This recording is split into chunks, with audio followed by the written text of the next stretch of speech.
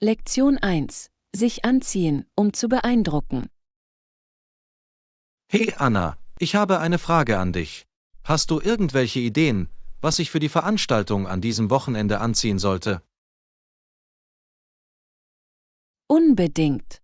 Denken Sie darüber nach, etwas Formelles zu tragen?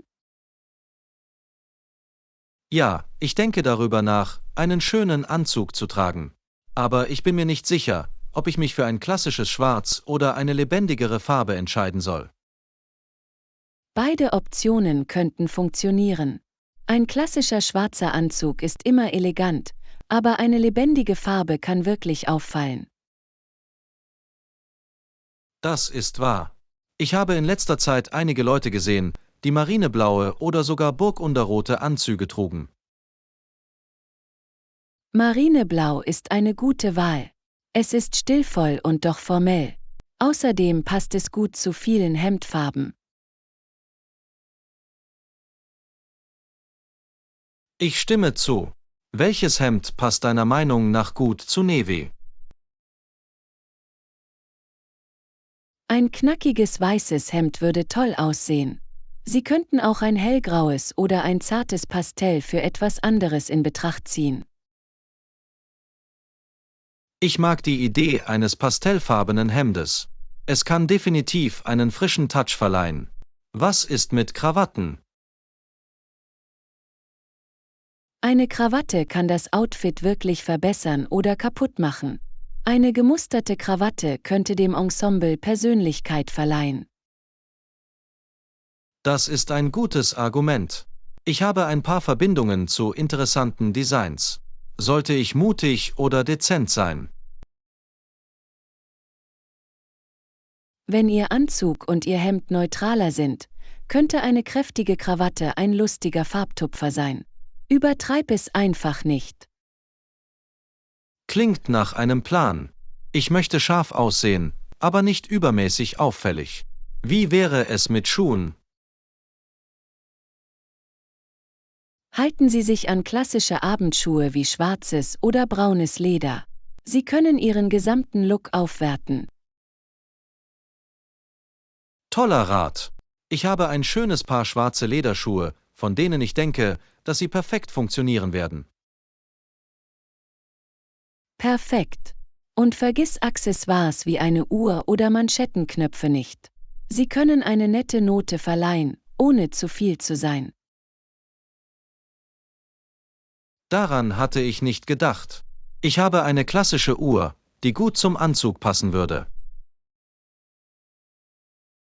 Das klingt großartig.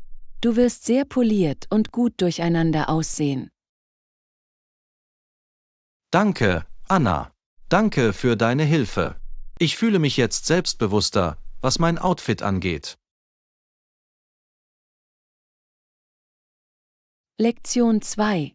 Gerechtigkeit im 12. Jahrhundert.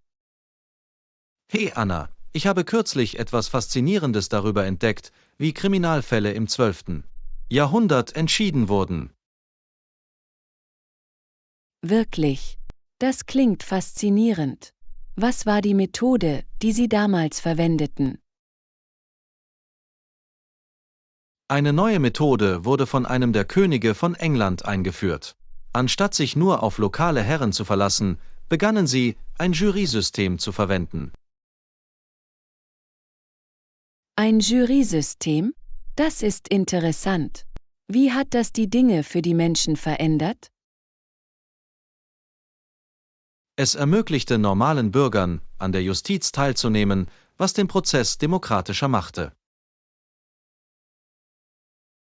Das ist für die damalige Zeit ziemlich fortschrittlich. Gab es spezielle Regeln für die Auswahl der Juroren?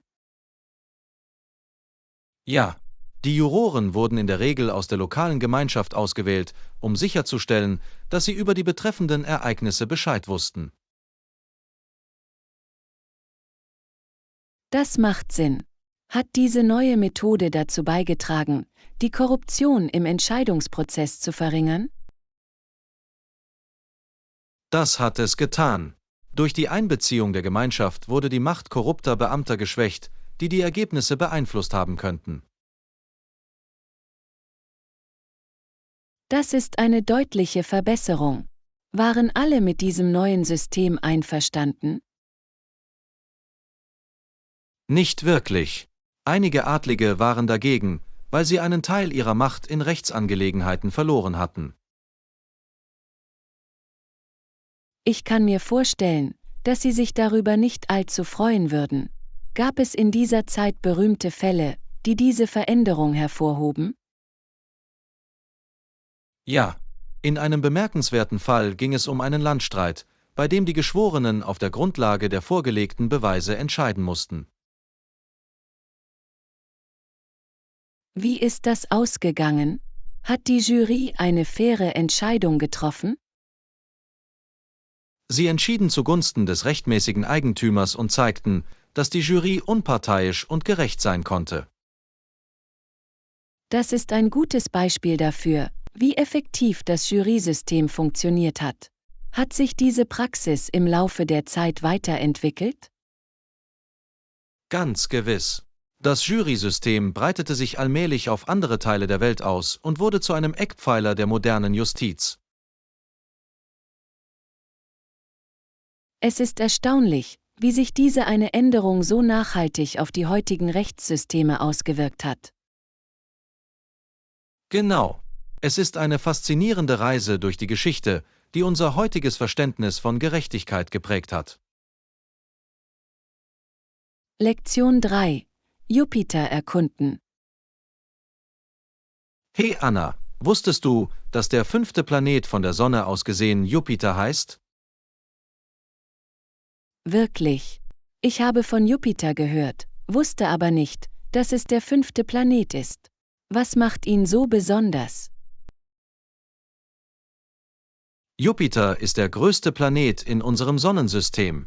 Es ist absolut riesig. Das ist unglaublich. Über wie groß sprechen wir hier? Es ist so groß, dass man alle anderen Planeten darin unterbringen könnte und trotzdem noch Platz übrig hätte. Wow, das ist schwer vorstellbar. Hat es irgendwelche einzigartigen Funktionen? Ja, es hat einen großen roten Fleck, einen riesigen Sturm, der seit Hunderten von Jahren tobt. Ein Sturm, der so lange anhält?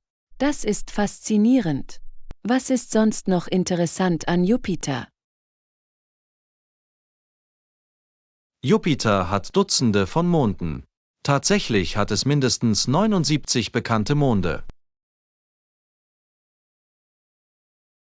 Das sind viele Monde. Hat einer von ihnen interessante Eigenschaften? Es wird angenommen, dass einer seiner größten Monde, Europa, einen unterirdischen Ozean hat, der möglicherweise Leben beherbergen könnte. Das ist unglaublich. Also könnte es Leben auf einem der Jupitermonde geben? Genau. Wissenschaftler sind sehr neugierig auf Europa und planen Missionen, um es weiter zu erforschen. Ich verstehe warum. Was ist mit Jupiters Atmosphäre? Unterscheidet sie sich von der Erde? Ja, es besteht hauptsächlich aus Wasserstoff und Helium und hat wunderschöne Wolkenbänder in verschiedenen Farben. Diese bunten Wolken müssen umwerfend aussehen. Gibt es noch andere Planeten mit ähnlichen Merkmalen? Saturn ist ähnlich, aber er ist für seine spektakulären Ringe bekannt, während Jupiter eine dynamischere Atmosphäre hat. Ich würde gerne beide Planeten aus der Nähe sehen. Glaubst du, wir werden sie jemals besuchen können? Mit Fortschritten in der Technologie, wer weiß. Der Weltraumtourismus könnte gleich um die Ecke sein. Das wäre ein wahr gewordener Traum. Ich kann mir den Blick vom Jupiter aus nur vorstellen. Es wäre atemberaubend. Die Geheimnisse unseres Sonnensystems zu erforschen ist wirklich aufregend. Lektion 4. Ein Szenenwechsel. Hey Anna, ich habe mir überlegt, dass es schön wäre, zu Hause mal einen Tapetenwechsel zu haben. Das klingt interessant. Welche Art von Änderungen erwägen Sie? Nun, ich dachte darüber nach, die Möbel in meinem Wohnzimmer neu anzuordnen. Ein neues Layout könnte die Stimmung wirklich verändern. Das ist eine tolle Idee. Manchmal kann eine neue Anordnung dafür sorgen, dass sich ein Raum völlig anders anfühlt. Genau. Vielleicht füge ich sogar ein paar neue Dekorationen hinzu. Vielleicht ein paar Pflanzen für einen Hauch von Natur? Pflanzen sind fantastisch. Sie verschönern nicht nur den Raum, sondern verbessern auch die Luftqualität. Haben Sie bestimmte Pflanzen im Sinn? Ich denke darüber nach, mir eine Schlangenpflanze zuzulegen. Sie sind pflegeleicht und sehen sehr stylisch aus. Schlangenpflanzen sind wunderbar. Sie leben von Vernachlässigung, was perfekt für vielbeschäftigte Menschen ist. Richtig. Außerdem habe ich gehört, dass sie sich hervorragend für Anfänger eignen. Was ist mit dir? Hast du irgendwelche Pflanzen zu Hause? Ja, ich habe ein paar Sukkulenten. Sie sind süß und sehr pflegeleicht. Sukkulenten sind bezaubernd. Hast du einen Favoriten unter ihnen? Ich mag meine Jadepflanze sehr. Sie soll Glück bringen. Das ist herrlich. Ich könnte hier etwas Glück gebrauchen. Vielleicht sollte ich mir auch eine Jadepflanze zulegen. Das solltest du. Und vielleicht könntest du einen kleinen Indoor-Garten anlegen. Das klingt nach einem lustigen Projekt. Das wäre aufregend. Ich könnte sogar ein paar Freunde einladen, um zu helfen. Eine kleine Gartenparty könnte Spaß machen. Das ist eine fantastische Idee. Jeder liebt eine gute Ausrede, um sich zu versammeln und sich die Hände schmutzig zu machen. Außerdem ist es eine großartige Möglichkeit, sich mit der Natur zu verbinden, auch wenn wir drinnen sind. Unbedingt. Es ist erstaunlich, wie ein bisschen Grün ihre Stimmung heben und ihren Tag verschönern kann. Ich kann es kaum erwarten, dieses Projekt zu starten. Eine frische Umgebung könnte auch etwas Kreativität anregen. Lektion 5. Lösungen finden. Hey Anna, ich bin wirklich froh, dass wir eine Lösung finden konnten, die für uns beide funktioniert. Absolut, John. Es ist immer befriedigend, wenn wir effektiv zusammenarbeiten können.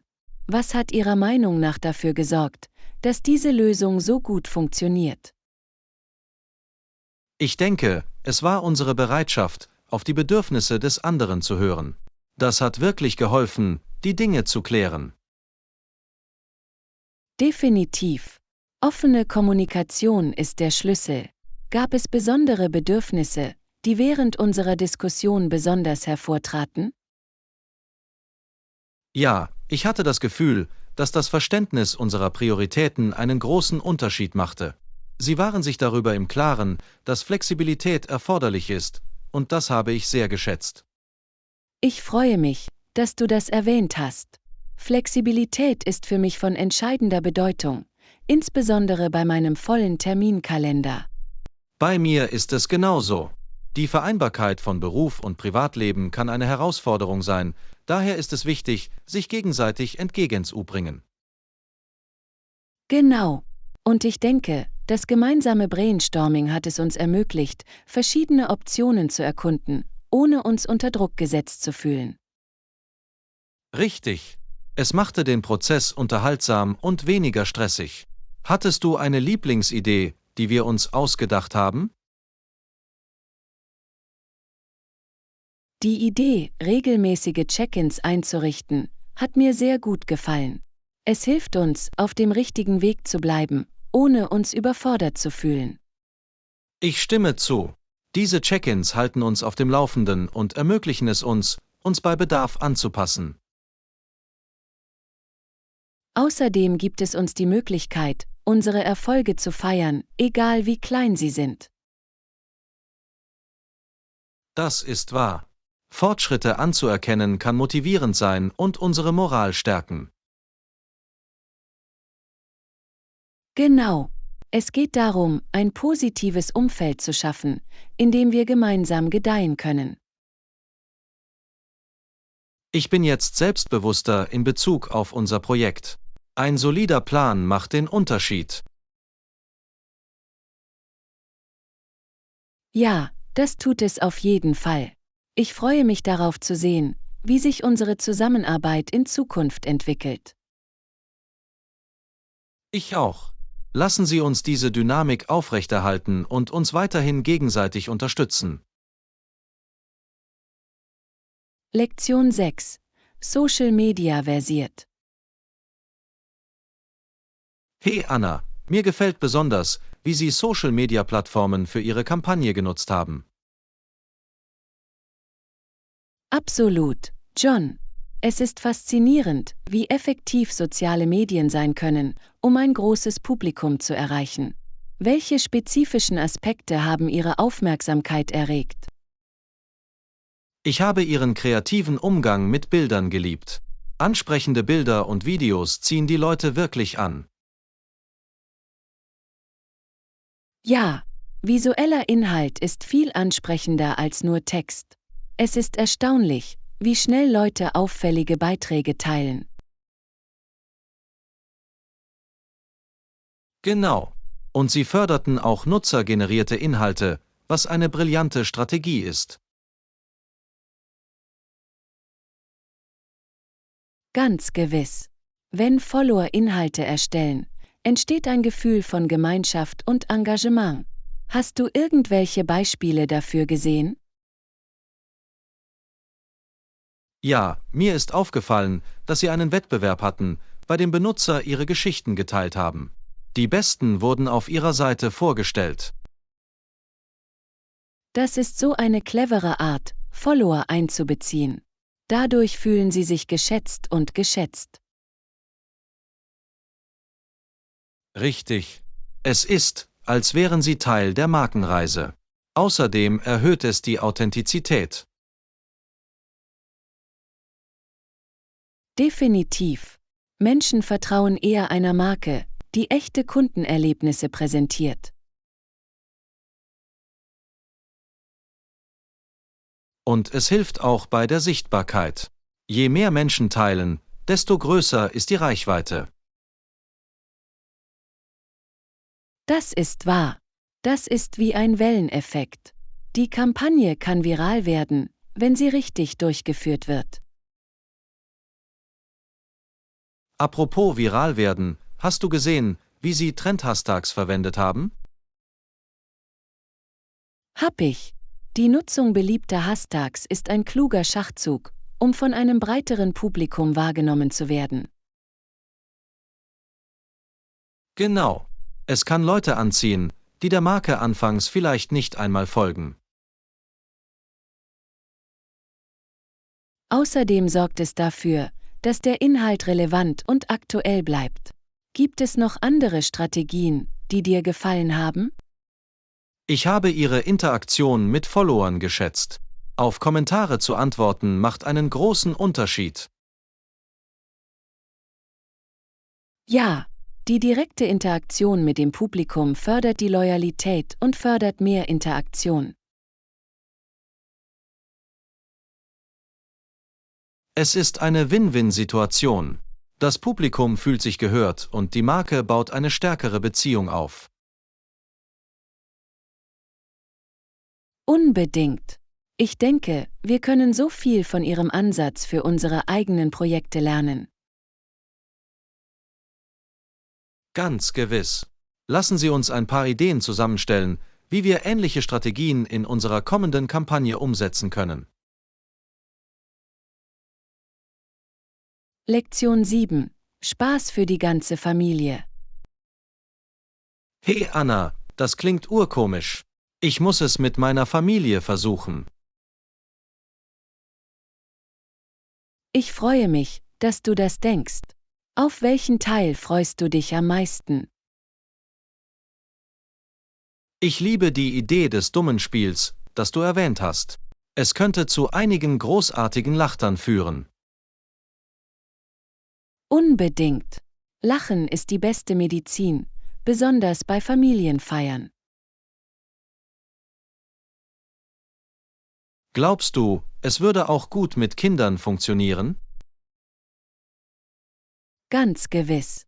Kinder lieben alles, was ein bisschen Chaos und Spaß beinhaltet. Es unterhält sie.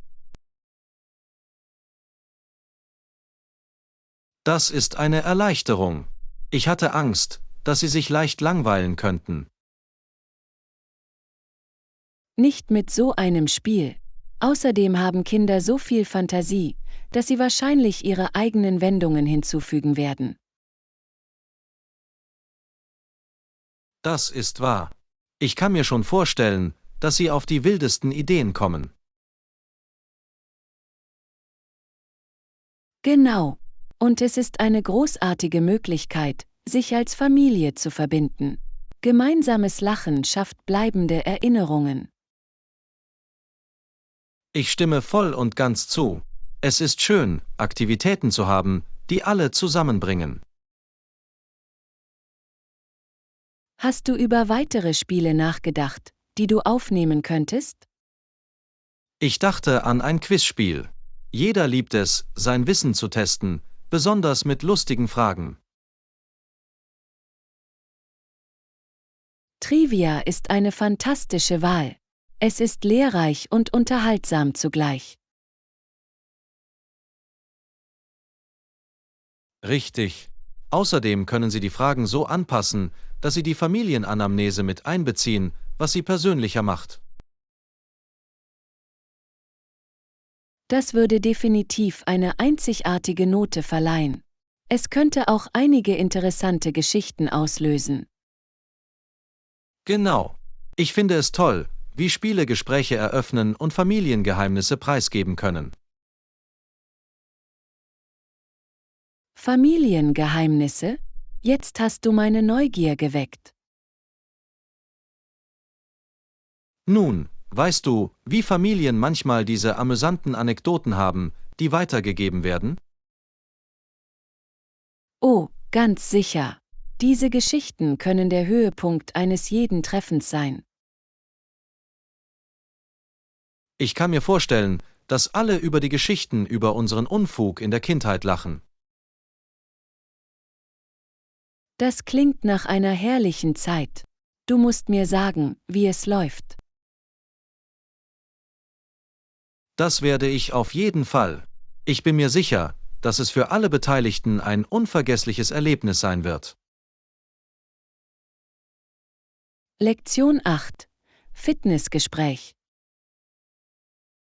Hey Anna, hast du in letzter Zeit deine Fitnessroutine eingehalten?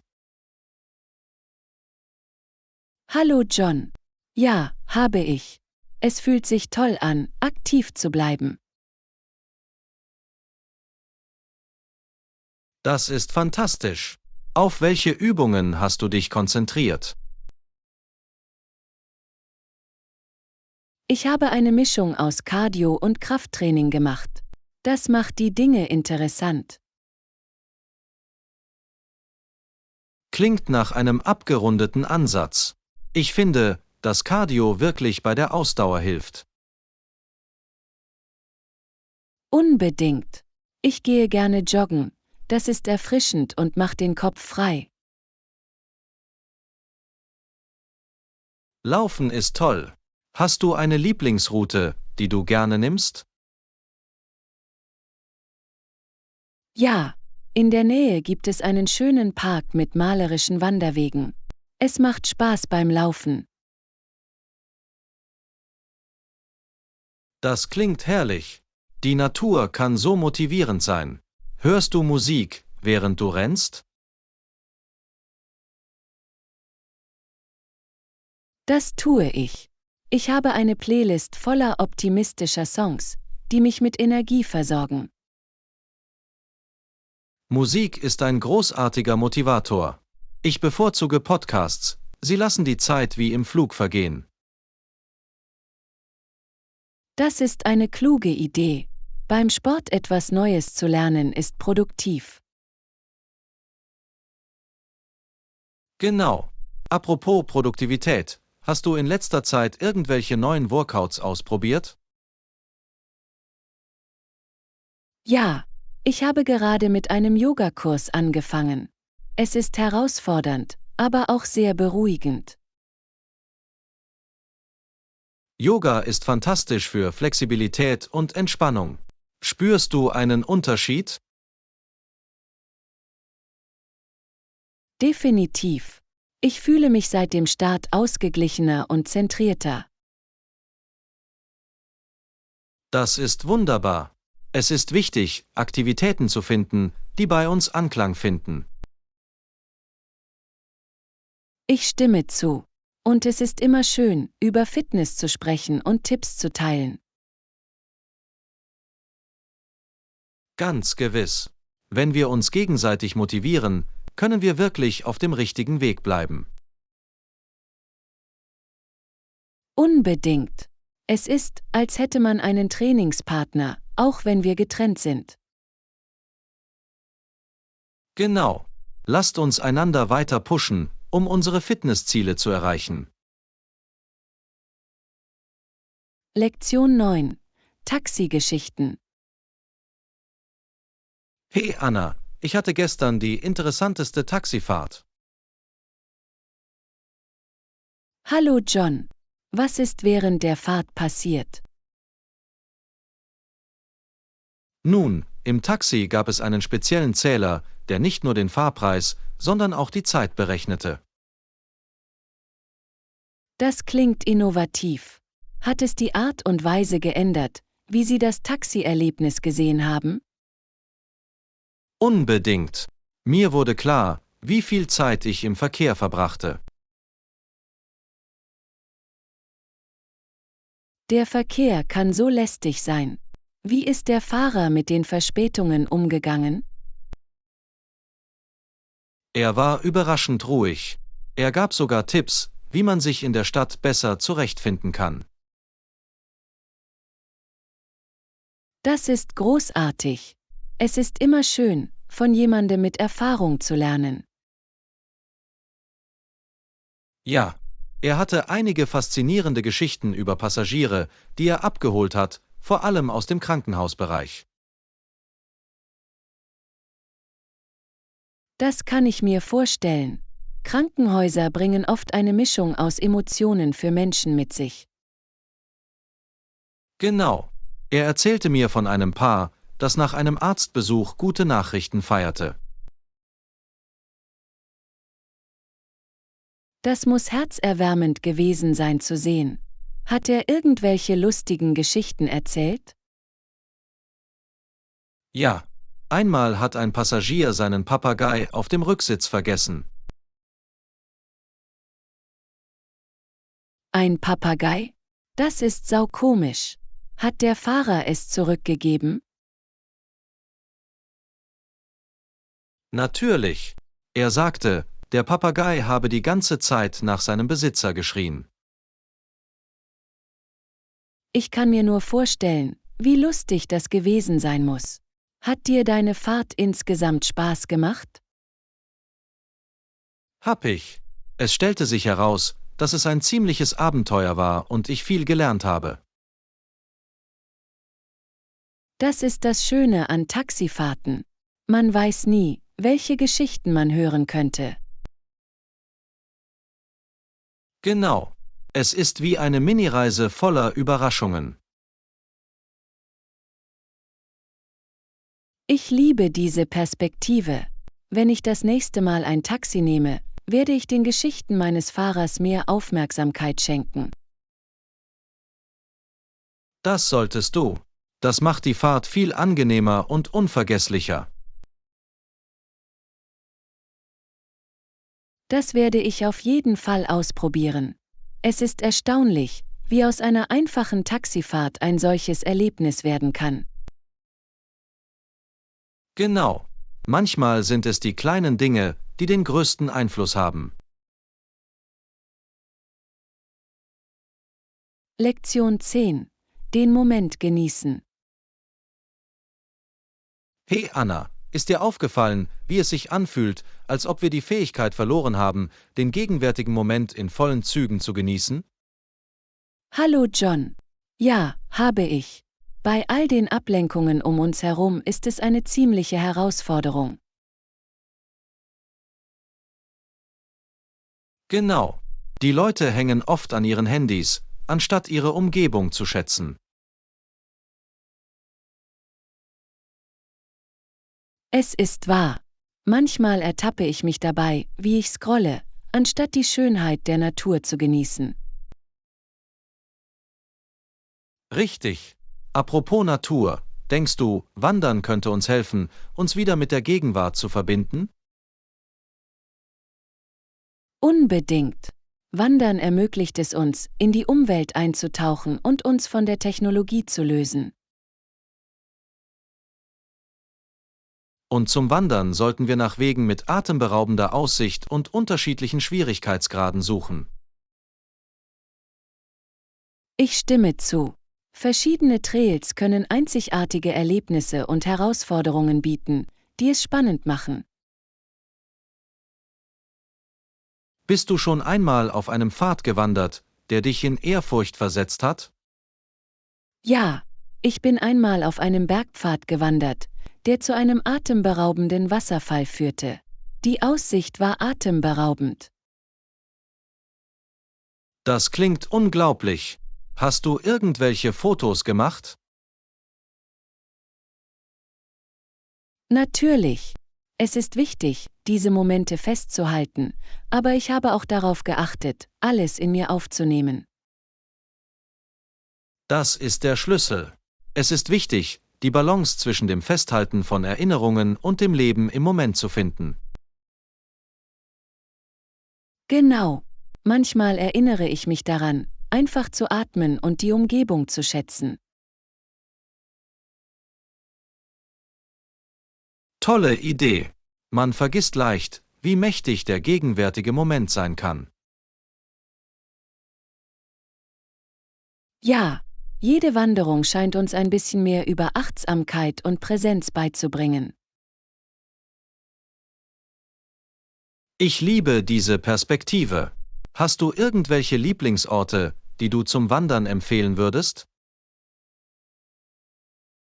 Definitiv. In der Nähe gibt es einen Nationalpark mit verschiedenen Wanderwegen und atemberaubenden Landschaften. Das klingt perfekt. Ich würde es gerne irgendwann mit dir erkunden. Lass uns bald eine Wanderung planen. Es wird eine großartige Möglichkeit sein, die Natur zu genießen und ein bisschen abzuschalten. Ich freue mich drauf. Ein Tag in der Natur verjüngt immer den Geist. Lektion 11. Durchbruch in der Kommunikation.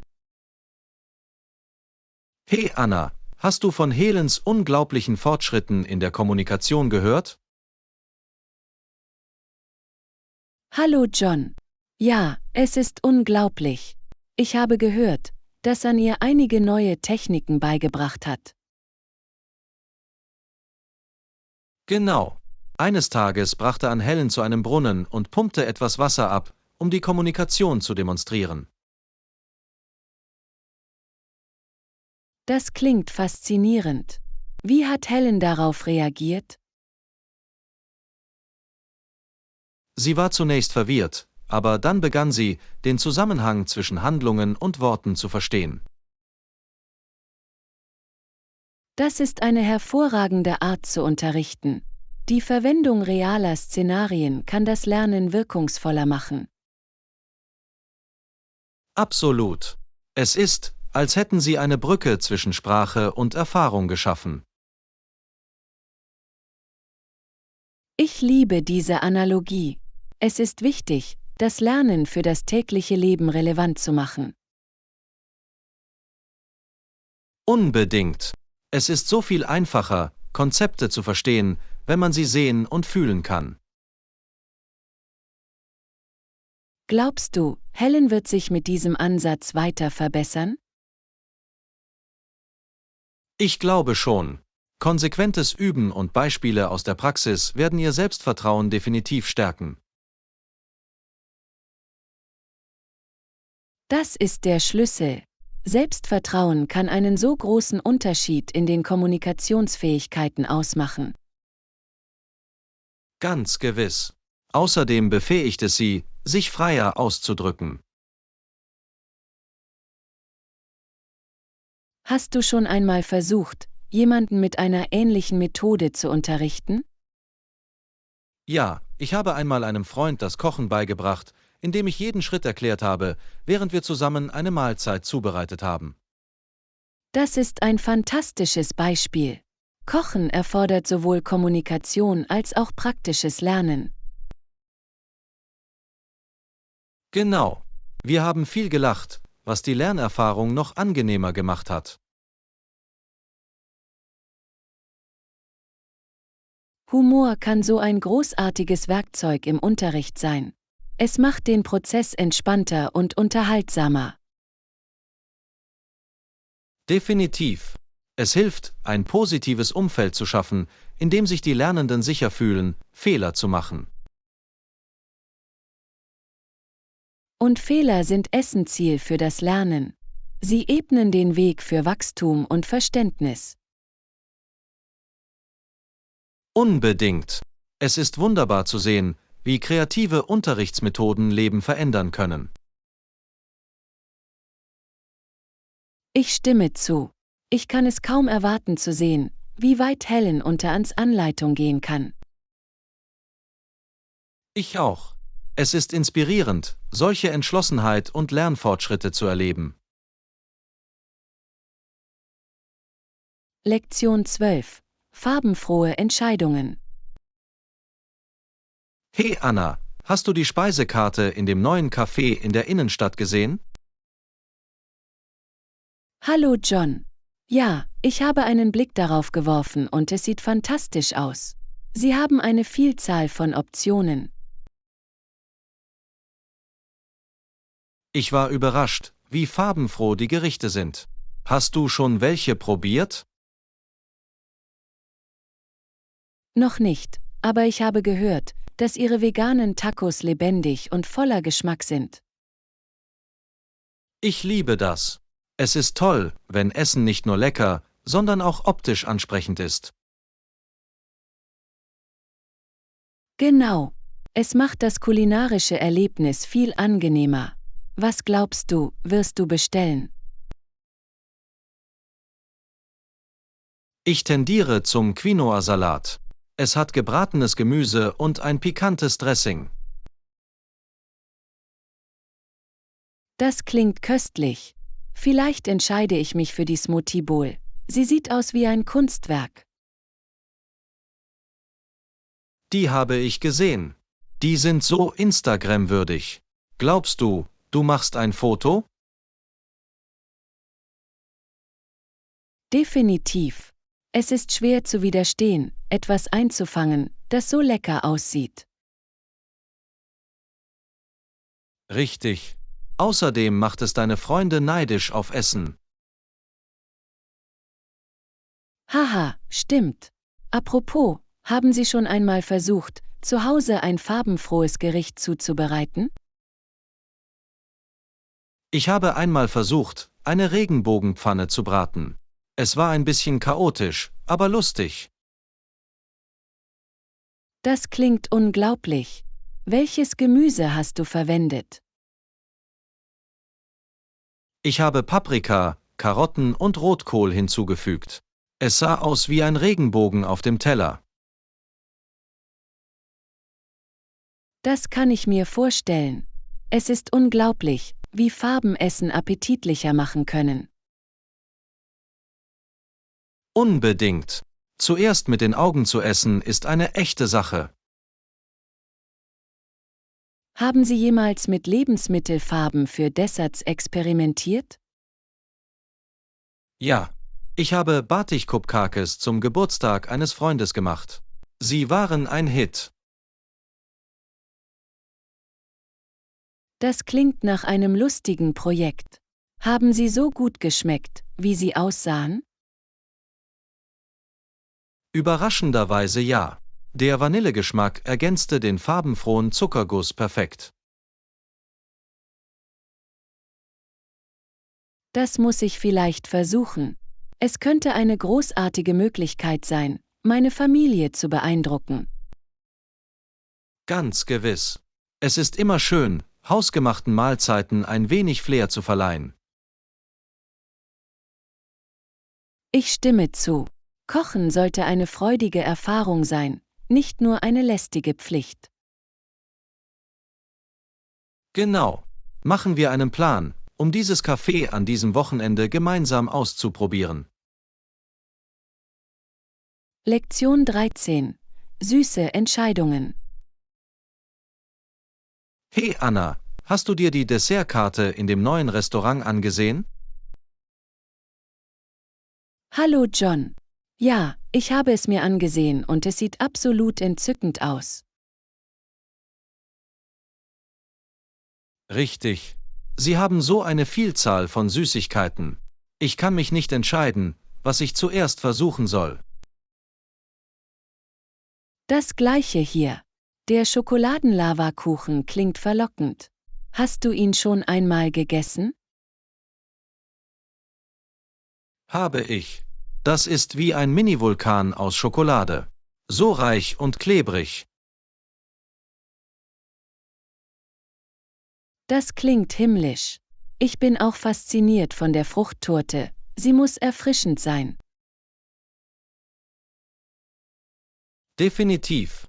Außerdem machen die leuchtenden Farben der Früchte es optisch ansprechend. Apropos Grafik, haben Sie die Preise bemerkt? Sie scheinen für solch ausgefallene Desserts durchaus vernünftig zu sein. Ja, ich war überrascht. Es ist schön, sich etwas zu gönnen, ohne das Budget zu sprengen. Genau. Und ich schätze es, dass Sie alles übersichtlich auf der Speisekarte auflisten.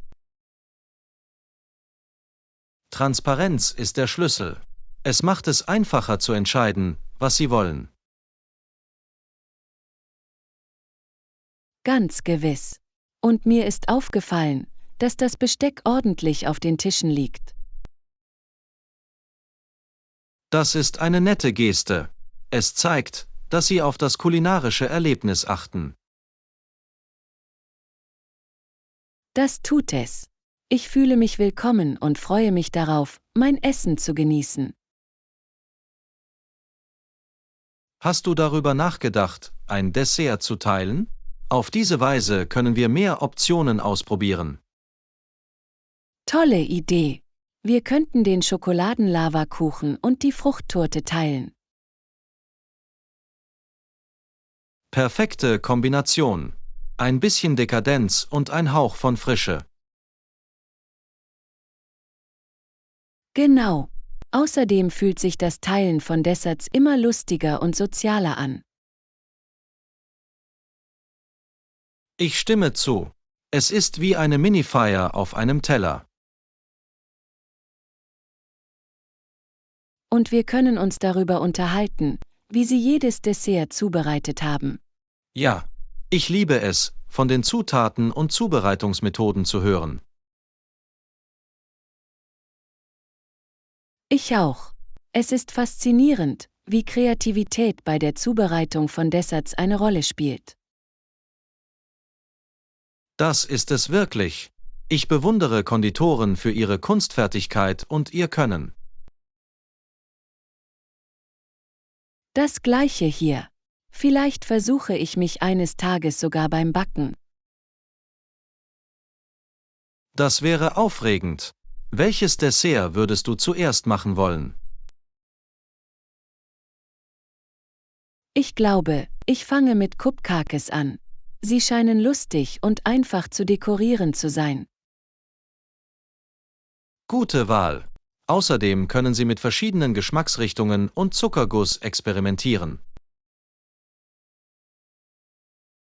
Genau. Ich würde gerne farbenfrohe Designs kreieren. Vielleicht sogar ein Regenbogenthema. Das klingt unglaublich. Ich würde gerne deine Kreationen probieren. Und ich würde gerne eine Dessertparty mit all unseren Freunden veranstalten. Zählen Sie auf mich. Das wäre eine süße Art, unsere Bäckabenteuer zu feiern. Lektion 14. Digitale Dialoge. Hey Anna, ist dir aufgefallen, wie wichtig Computer in unserem täglichen Leben geworden sind? Hallo John. Ja, es ist faszinierend, wie schnell sie alles, was wir tun, verändert haben. Unbedingt.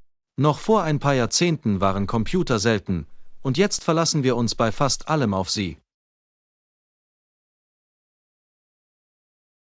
Ich erinnere mich, als sie zum ersten Mal populär wurden. Es fühlte sich an, als würde ein futuristischer Traum wahr werden. Richtig. Jetzt können wir alles erledigen, vom Einkaufen bis zum Online-Banking. Es ist ziemlich praktisch. Und vergessen wir nicht die Kommunikation. Videoanrufe haben die Art und Weise verändert, wie wir mit anderen in Kontakt treten. In der Tat. Es ist unglaublich, Familie und Freunde von weit her in Echtzeit zu sehen. Dadurch fühlt sich die Welt kleiner an, nicht wahr?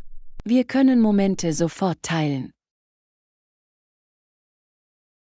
Genau. Aber manchmal frage ich mich, ob wir uns zu sehr auf sie verlassen. Das ist ein berechtigtes Argument. Es ist leicht, sich auf Bildschirmen zu verlieren und die Welt um uns herum zu vergessen. Ja, Ausgewogenheit ist der Schlüssel. Ich versuche, bildschirmfreie Zeit einzuplanen, um die Natur zu genießen oder zu lesen. Das klingt erfrischend. Ich finde oft, dass Pausen mir helfen, meinen Geist wieder aufzuladen. Ganz gewiss. Was ist deine Lieblingsbeschäftigung in diesen Pausen? Ich liebe es, spazieren zu gehen oder Yoga zu praktizieren. Es hilft mir, den Kopf frei zu bekommen. Beides gute Entscheidungen. Ich koche gerne, es ist therapeutisch und lohnend. Kochen ist eine hervorragende Art, kreativ zu sein. Was ist dein neuestes kulinarisches Experiment? Ich habe kürzlich versucht, hausgemachte Pasta zuzubereiten. Es war eine lustige Herausforderung. Das klingt köstlich. Das wollte ich schon immer mal ausprobieren. Wie ist es ausgegangen? Überraschenderweise gut. Es war viel sättigender als im Laden gekaufte Nudeln. Das kann ich mir vorstellen. Frische Pasta muss einen ganz anderen Geschmack und eine andere Textur haben. Das tut es wirklich. Außerdem ist es eine großartige Möglichkeit, Gäste bei Dinnerpartys zu beeindrucken. Definitiv. Vielleicht können wir irgendwann zusammen Pasta kochen. Das fände ich toll. Wir könnten mit verschiedenen Saucen und Toppings experimentieren. Eine Pasta-Party klingt nach einer fantastischen Idee. Wir könnten sogar andere zum Mitmachen einladen. Ja, es wäre eine großartige Möglichkeit, Essen und Spaß mit Freunden zu kombinieren. Lektion 15. Kommunikative Verbindungen. Hey Anna, ich habe von der großartigen Arbeit gehört, die du mit Helen geleistet hast. Hallo John. Ja, es war ein ziemliches Erlebnis. Es hat sich gelohnt, ihr das Kommunizieren beizubringen. Das ist unglaublich. Wie hast du den Prozess gestartet? Ich begann mit einfachen Gesten und Geräuschen, und von da an bauten wir langsam auf. Das klingt nach einem durchdachten Ansatz. Gab es irgendwelche Herausforderungen? Unbedingt. Anfangs war sie schüchtern und zögerte, sich auszudrücken. Das kann ich mir vorstellen. Wie hast du sie ermutigt, sich zu öffnen? Ich habe Spiele und Aktivitäten verwendet, um Spaß zu haben. Eines Tages gingen wir zu einem Brunnen und ich pumpte etwas Wasser ab. Das ist eine kreative Idee. Wie hat ihr das geholfen? Es war ein sensorisches Erlebnis. Das Geräusch des Wassers und das Gefühl, es zu spüren, halfen ihr, Kommunikation besser zu verstehen. Das ist faszinierend. Also verband sie die Handlung mit Worten und Gefühlen? Genau. Es war, als würde sie eine Brücke bauen, um auszudrücken, was sie erlebte. Das ist so eine wunderschöne Art zu unterrichten.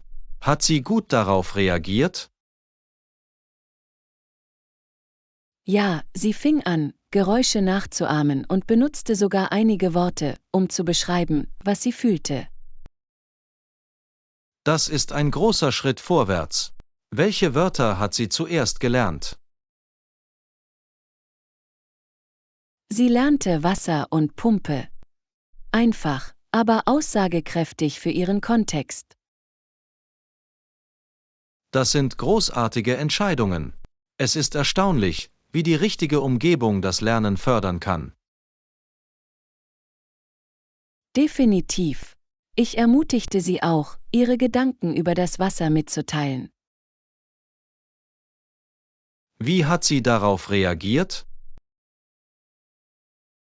Zuerst zögerte sie, aber schließlich zeigte sie auf den Brunnen und lächelte.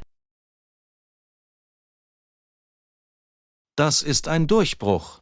Es muss sich gelohnt haben zu sehen, wie sie sich so engagiert hat. Das war es wirklich. Jeder kleine Sieg fühlte sich für uns beide monumental an. Das kann ich mir nur vorstellen. Gibt es noch andere Aktivitäten, die du mit ihr ausprobieren möchtest? Ja, ich denke darüber nach, sie als nächstes in einen Garten mitzunehmen. Die Erkundung der Natur kann so viel bieten, worüber man sich austauschen kann. Das klingt wunderbar. Die Sehenswürdigkeiten und Gerüche würden endlose Lernmöglichkeiten bieten. Genau. Ich möchte, dass sie sich auf sinnvolle Weise mit ihrer Umgebung verbindet. Ich liebe das. Ihr Engagement für ihr Wachstum ist inspirierend.